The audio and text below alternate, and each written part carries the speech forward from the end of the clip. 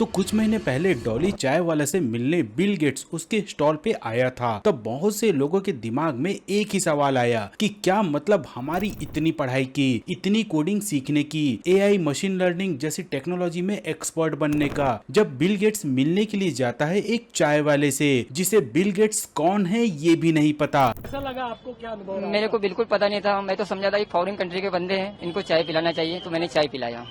मेरे को बिल्कुल अनुभव नहीं था कि मेरे को अगले दिन जब मैं नागपुर वापस आया, अगले दिन पता चला कि डॉली तूने किसको चाय पिलाया। ले भाई, मुंह दिया तेरे डिग्री पे। अब हालांकि ये तो बहुत से लोगों ने कमेंट के माध्यम से अपनी फीलिंग एक्सप्रेस की थी, जो कि पूरी तरीके से भी सही नहीं है, क्योंकि बिल गेट्स शायद रोज किसी न किसी स्टूडेंट, टेक एम्प्लॉइज और भी बहुत से ऐसे लोगों से मिलता होगा जो डिजर्व भी करते हैं। पर डॉली के केस में ये एक अनएक्सपेक्टेड क्रॉसओवर बन गया, जिसकी वजह से ही ये वायरल भी हुआ और इसी वजह से ही इवन न्यूज वाले ने इसे कवर किया। ये तो एक एग्जांपल था, पर ऐसे बहुत से वीडियोस आपने देखा होगा जिसमें आपने ये रियलाइज भी किया होगा कि भाई ये तो चुतियापा करते करते अमीर हो गए और हम उनके चुतियापा पे हंसते हंसते गरीब। क्रिंज कंटेंट हमेशा से ही लोगों का, स्पेशली जो कंटेंट क्रिएटर होते हैं, उनका पॉइंट ऑफ डिस्कशन यही होता है कि यार हम इतनी मेहनत से इतनी क्वालिटी वाले कंटेंट बनाते हैं, पर सारे व्यूज, फॉलोअर्स और अटेंशन तो ये छपरी लेकर चले जाते हैं। अब ये बात वैसे तो काफी हद तक सही भी है, क्योंकि ये ह्यूमन नेचर है कि उनका ध्यान नेगेटिविटी, कुछ डिफरेंट या फिर ऑड की तरफ ही पहले जाता है। रास्ते में चलते चलते अगर कहीं एजुकेशनल एक्टिविटीज चल रही होगी तो बहुत ही कम लोग रुक कर